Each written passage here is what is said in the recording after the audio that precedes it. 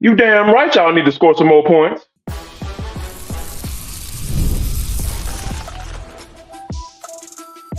This is the Atlanta Sports Party, part of Locked On Sports Atlanta on the Locked On Podcast Network.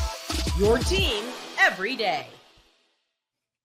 The Atlanta Sports Party, your home for the best Atlanta sports talk. It's local insight you can't get anywhere but right here at Locked On. I'm your host, Tenitra Batiste, and alongside me are Jarvis Davis and Maria Martin. The Atlanta Sports Party is part of the Locked On Podcast Network, your team every day. So the hope was that maybe he'd make a case for himself in San Diego, but maybe in San Diego, he made a case to get out of Atlanta. We'll talk about that, and we'll talk about whether or not Kirby Smart can reset against that other team in Alabama. But first things first, there is a big divisional matchup happening at the Benz tonight. Atlanta Falcons taking on the Tampa Bay Buccaneers. So Jarvis, Falcons offense coordinator Zach Robinson said this week, quote, "Yeah, it's difficult because the biggest thing you have to do in this league is score points, and we're not scoring enough points." Yeah, Captain Obvious. So what will this Falcons offense have to do to score a touchdown against the Bucs? They're gonna have to figure out a way to run the ball because that's the only way I see this offense as having any type of success, any type of consistency in this 2024 season. Like Zach Robinson, first year play caller, I know 11 of personnel and all that cute stuff. It's so great. The numbers, Kirk Cousins, we about to air it out. Everybody's about to get involved and all that. Hey, keep it simple. I'm talking about getting the football to Bijan Robinson, getting the ball to him out in space, whatever that looks like. And then you're getting 25 more involved because guys running the ball at a 6.6 yard clip. So regardless of whether the offensive line is not blocking, who's in there, who's not in there, it don't matter. The dude is being productive, so you got to get him Tyler Algeier the football and make sure you're putting Bijan Robinson in spaces where he can succeed, and that's getting him the ball in space and let him work. Yeah, and you look at some of their numbers, even most recently, their numbers against the Eagles. And granted, Maria, obviously the Tampa Bay Buccaneers beat the Philadelphia Eagles quite handily last week, but where the Eagles were most effective on the ground. Saquon Barkley, of course, combined with Kenny Gainwell and Jalen Hurts did go over 100 yards. So you get it however you need to. If that's a combination of Bijan Robinson, Tyler Algier, and whomever else, that's quite fine. But that's probably your best path to being able to get into the end zone. And I think that's a great point that Jarvis makes. And sometimes you got to be creative as well in terms of how you use Bijan Robinson. I love the fact that Jarvis mentioned 6 yards is what Tyler Algier netted. Let's think about the drives that really, really helped move the chains, and that's when they were on the ground. But for you, Maria, how does this offense get itself into the end zone? Because you're going to need that if you want to take a W away from this game against the Bucs. Yeah, I know, especially coming off of a performance where there wasn't an offensive touchdown, a lot of people want to hit the panic button and say that, okay, this offense is not what we expected. Well, good things take time, and that doesn't mean just in football. It means in every aspect of your life. Good things take time, and I do believe that good things are coming for this offense. Establishing the run would be a huge thing for the Falcons, especially against this Bucs defense, who, as you guys mentioned very well, opposing offenses can run against them for sure. Now, I am not convinced that Bijan Robinson is 100% right now. He popped up twice on the injury report. He didn't look as healthy to me on Sunday. And so that probably explains a little bit more of that limited ability that he had against the Saints. Now, that also means that Tyler Algier is probably going to get involved a little bit more. As you guys had mentioned, 25 is a great runner. And I even talked to Kirk Cousins on Wednesday about the fact that he can get a lot of yards after contact. A lot of people don't talk enough about Tyler Algier, the positive yardage that he gets after that initial hit. It is very crucial and critical for them to continue to move the ball down the field. Now, remember, we've seen flashes of greatness from this offense. Now, that's not enough to give them a sticker, to give them a pat on the back, to say that this is a complete offense,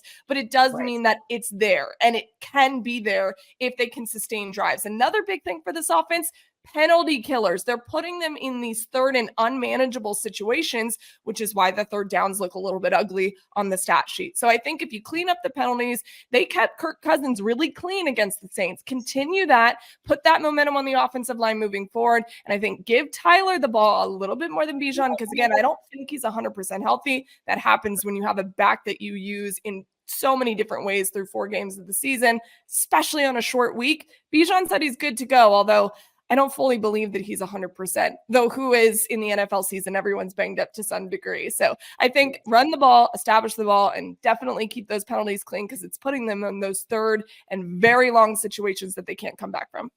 Yeah, that hamstring situation for Bijan might be a little bit interesting and intriguing for us to watch. Now, the Atlanta Falcons also will be without Jarvis, their defensive NFC player of the week. What's his name?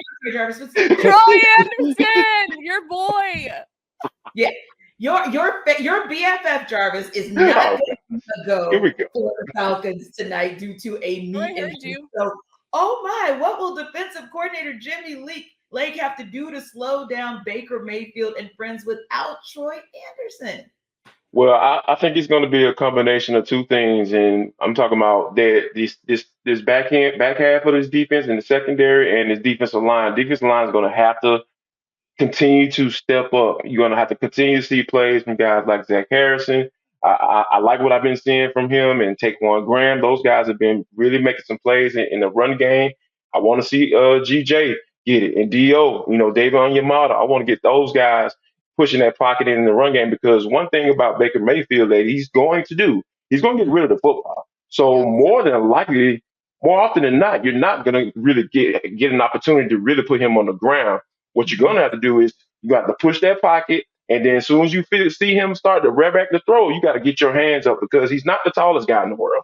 I don't know if that's breaking news or not to some of y'all, but when you think about it from that aspect, those are some of the things that you can do to kind of quell him getting rid of the football so quickly. And then later on in the game, when he's starting to hesitate and you have your secondary coming down and putting their hands on those wide receivers, I know they may be a little dangerous because you got Chris Godwin and Mike Evans, and we know how they do against the Falcons. So, but you're going to have to Jimmy Lake is going to have to mix that up in some, when it comes to combining together, both of those units combining together to kind of help quell what's going on in this linebacker corps, because those guys are decimated with injuries.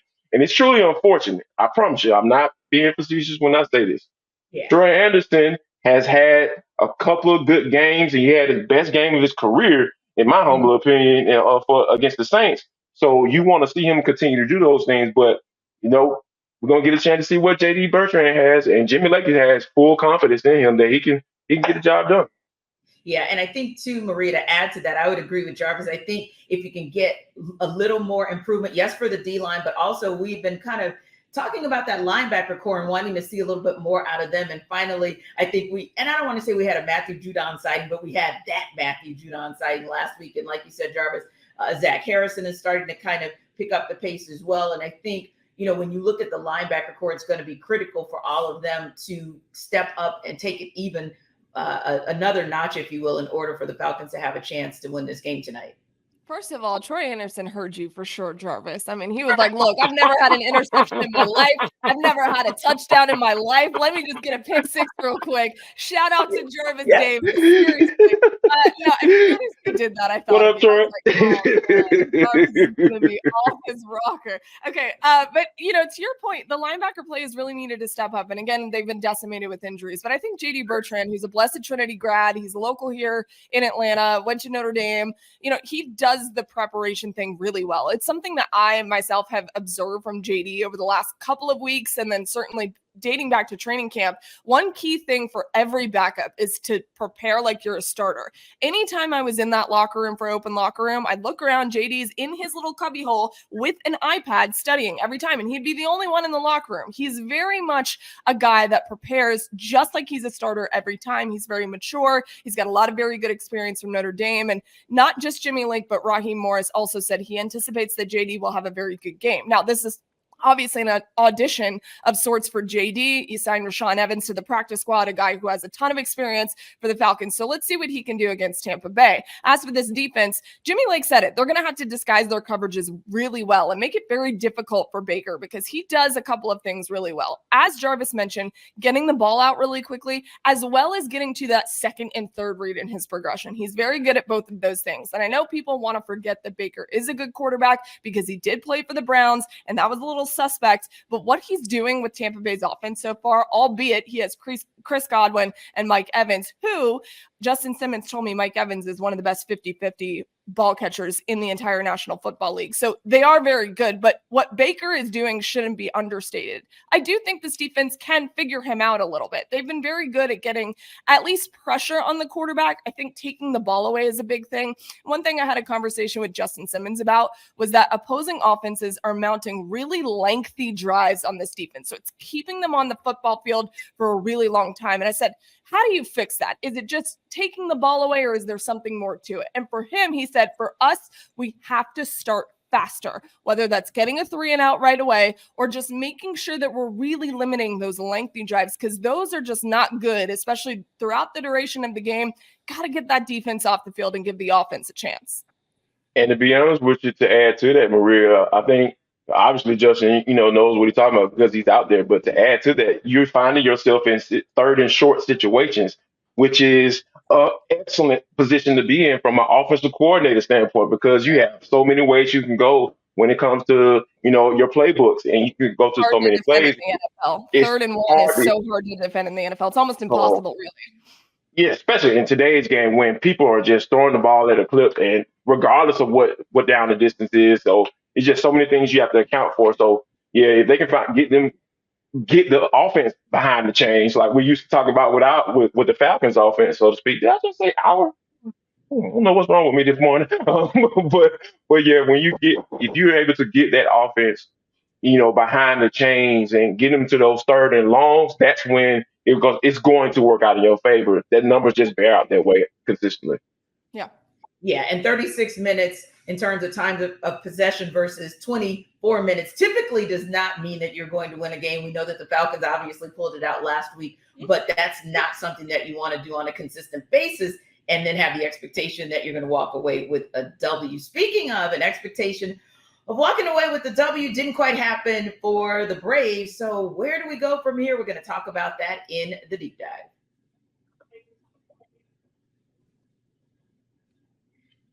This episode of our Atlanta Sports Party is brought to you by Game Time. Game Time has a new feature called Game Time Picks that makes getting tickets for your favorite live events even easier. Game Time Picks filters out the fluff to show you only incredible deals on great seats, so you don't have to waste time searching through thousands of tickets. And there's some other cool options with Game Time Picks as well. Seat views. You can get a panoramic view from your seat in the app before you buy, the lowest price guarantee, or Game Time will credit you 110% of the difference. And Game Time ticket coverage is one where your purchase is covered with the most flexible customer service policy in the ticketing industry. So take the guesswork out of buying tickets with Game Time. Download the Game Time app, create an account, and use code LOCKEDON for $20 off your first purchase. Now, terms do apply, but again, create an account and redeem code LOCKED for $20 off. And don't forget, once you wrap up the Atlanta Sports Party, go ahead and download Game Time today, because what time is it? It's game time.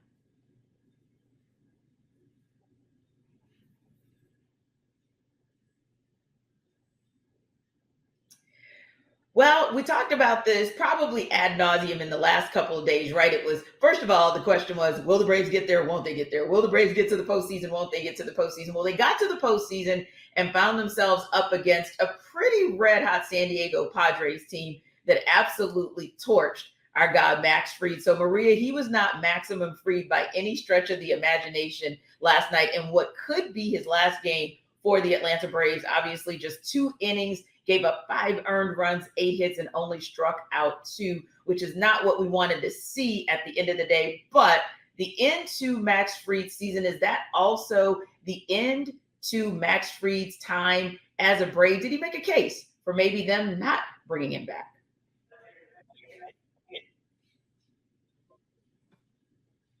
Back. I don't think that last outing from Max Fried really had anything to do with not making a case for him to be a Brave. I don't think that's a good enough sample size. I also think the stat sheet didn't tell the whole story there.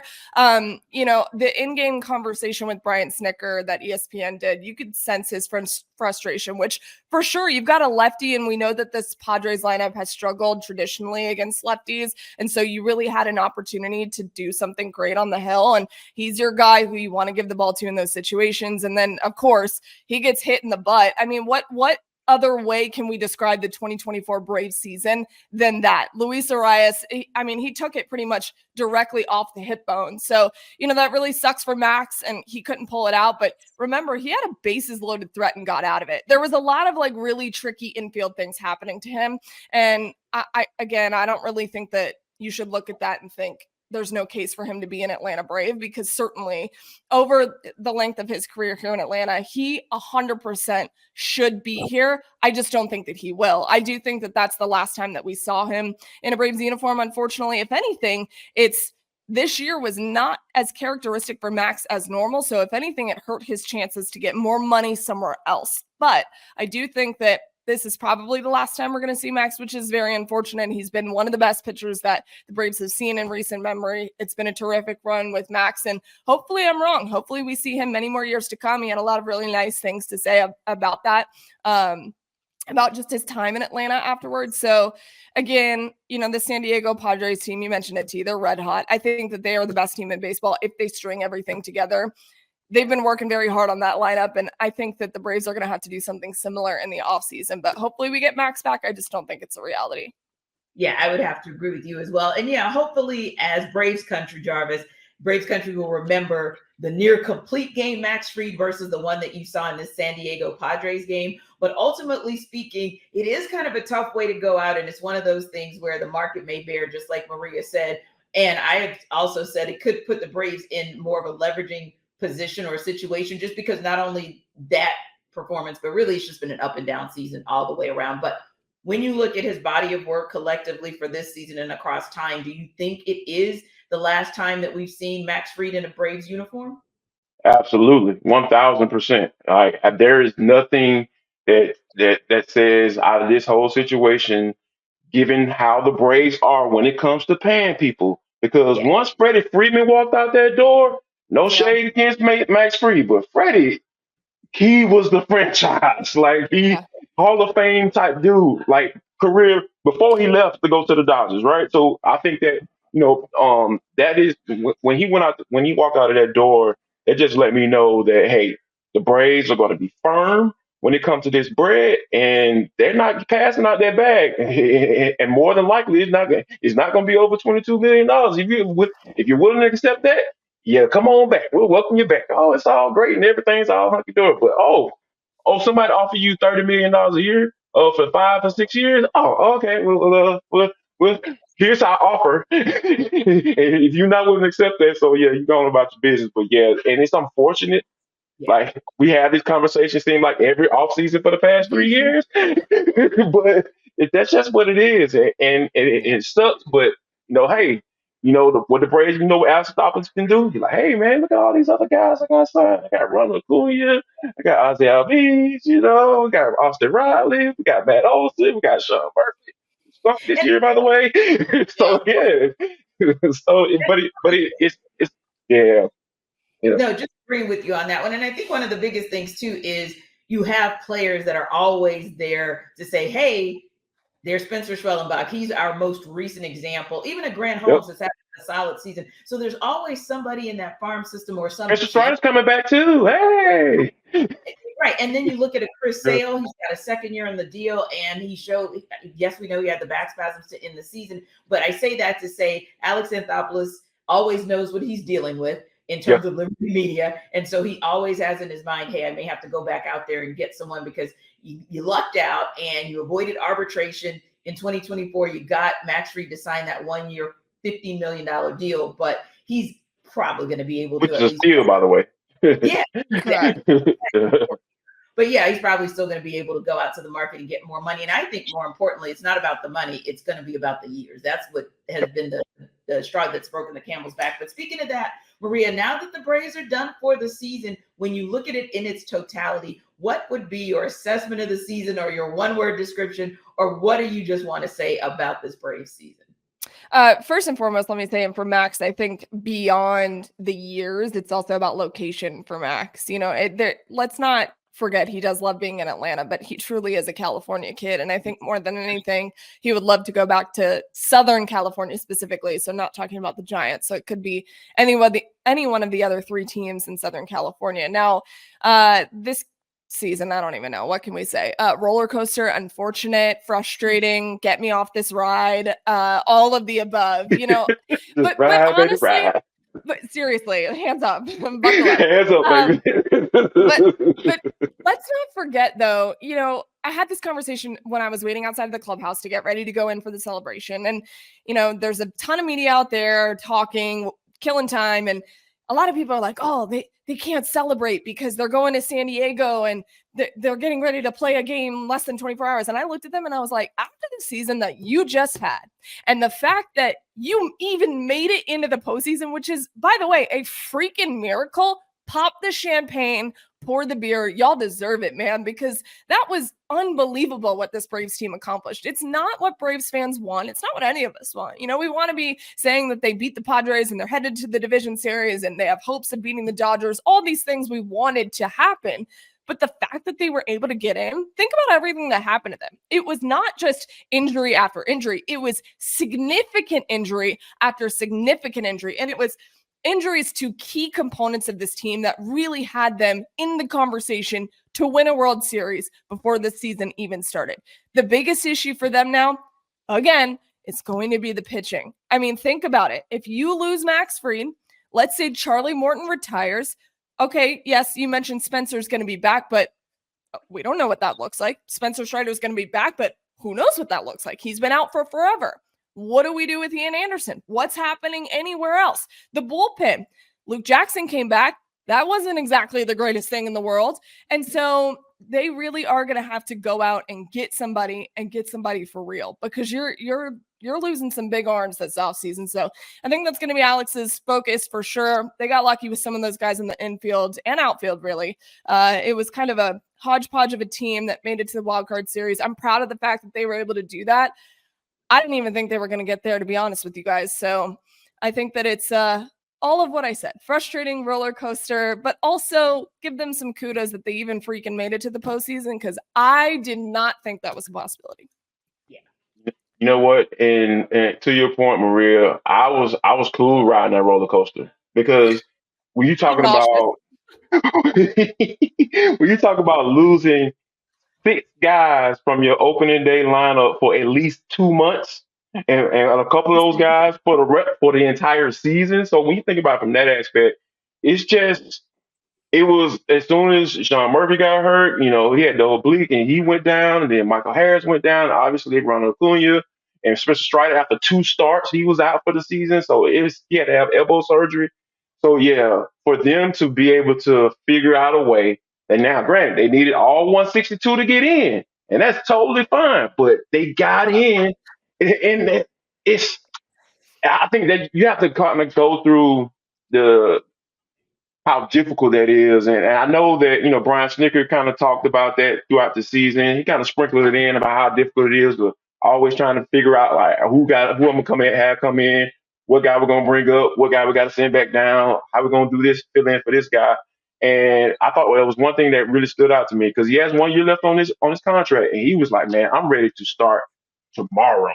Like that, and that's what kind of let me know that, because I got a little concerned, because I really like Snap. I know a lot of people may or may can take it or leave it when it comes to him, but for me, I love the fact that he kind of has that grandpa type feel, and he really cares about guys, and he's loyal. I love that, because you know athletes love loyalty, and he is loyal to his guys. So believing in them, and knowing what they can do. So for him to be fired up like that after a loss like that, I'm actually looking forward to the spring as well. There's seriously so many people that are giving Snit so much crap right now, and I don't understand it, because look at what he was able to manage. He should get kudos. Yeah. Seriously, being like able to get there. Yeah. That blows my mind. Yeah, he should have been. It's a legit conversation for manager of the year, just because of the patchwork together. Because I think Matt Olson might be the only player on the roster that played 162 games. So think about that. I mean, that is a crazy thing to think about. One position saw one player that actually completed the regular season. For me, I'm with you guys. Kudos to Brian Snicker. And most importantly, the energy that says, I'm already to next season, because I know and I believe that we are going to get back. Speaking of get back, There's another team in Alabama that's going to be headed to Athens, and Kirby Smart probably wants to get some get back on them. We'll talk about that in Next Up.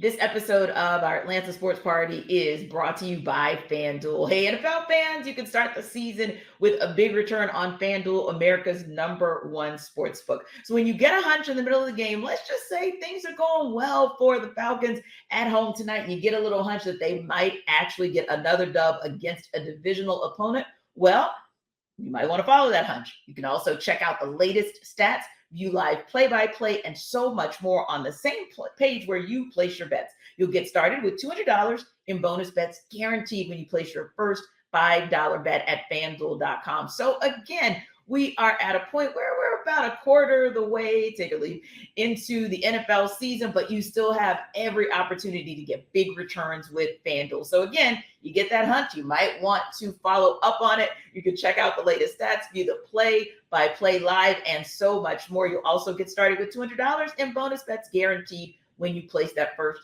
$5 bet. So don't forget to go to FanDuel.com, America's #1 sportsbook.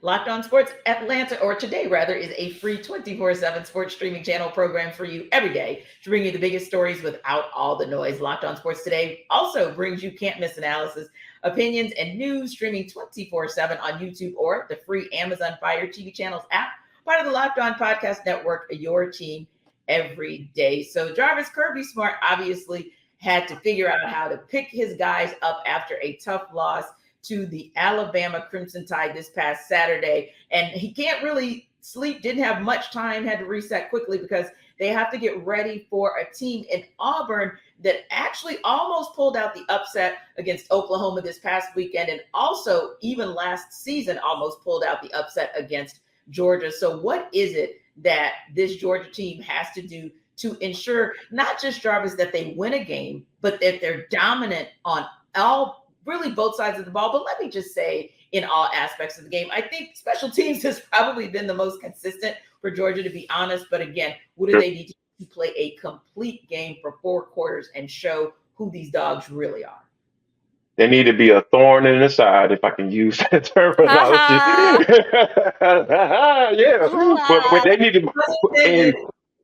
And whatever the game plan is, whether it's coming out and getting Carson Beck going and warmed up and getting some quick throws and quick screens to kind of get that offense moving, or turning around and handing it off to Trevor Etienne and figuring out what's the weird thing going on with Nate Frazier. Hey, is he still on the team? What's going on, coach? What's going on with Nate? So, and bring little Nate in there and get that 2-back type situation. Notice I like 2-back offense, right? I kind of like that. I kind of like the yin and the yang running back type situation. So, and be able to do that. And once they establish that, do it for 4 quarters, please. Can you come out and punch this Auburn defense in the mouth, and let them know, like, hey, you're not going to have a chance to win this football game today, and we're going to do this for you for the entirety of this game. And we talked about it on the Bulldogs postcast about how they are in a space now where I don't want to see Carson Beck coming out of games right for now, at least for the until they pay a 4-quarter game, like pay 60 minutes. So I really feel like that's the key or the formula to them getting the win, because I know they're going to win. I have a good feeling that they're going to get this win, but it's just, I feel like it's all about how they win and get this win, because we can't have another Kentucky performance. Now, granted, all the credit goes to Mark Stoops and what he's doing up there, but you can't have games like that and expect to be a serious contender once the 12-team playoffs starts rolling. Indeed. How about you, Maria? What do you need to see out of this Georgia team in their bounce back game this weekend against Auburn? Well, certainly they have to bounce back. I mean, think about all of the emotions and everything that Alabama game took out of them in Tuscaloosa. That was, as we've talked about many times, probably the craziest college football game we've ever seen. It was fantastic. I would love to rewatch it over and over. Yeah. So good. And it's really tough to play a complete football game after something like that. Now, granted, it's not like a super quick turnaround or anything, but being back at home is going to help them a ton. And being against an Auburn team who, oh, wow, they've showed you kind of a mixed bag of everything this season, haven't they? I mean, they have had a quarterback dilemma. And then again, Peyton Thorne looked better, I think, against Oklahoma. Clearly, he had 3 touchdowns, but that unbelievable interception that had Auburn lose the football game. I mean, if you're an Auburn fan, that's really painful.